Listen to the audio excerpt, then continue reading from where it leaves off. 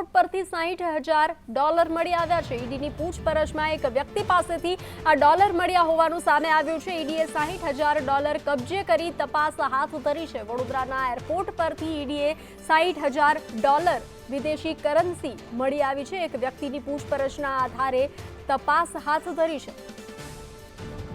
તો જે રીતે સમાચાર સામે આવ્યા છે વડોદરાથી, તો વડોદરા એરપોર્ટ પરથી $60,000 મળી આવ્યા છે। એક વ્યક્તિની પૂછપરછમાં આ ડોલર મળી આવ્યા છે। ઈડીની પૂછપરછમાં એક વ્યક્તિ પાસેથી $60,000 મળી આવ્યા છે। ઈડીએ $60,000 કબજે કર્યા છે અને તપાસ હાથ ધરી છે। તો વડોદરાથી આ મહત્વપૂર્ણ સમાચાર સામે આવ્યા છે। વડોદરાના એરપોર્ટ પરથી તપાસ હાથ ધરાતા ઈડીને $60,000 સાથે એક વ્યક્તિની ધરપકડ કરી છે। વિદેશી કરન્સી મળી આવી છે।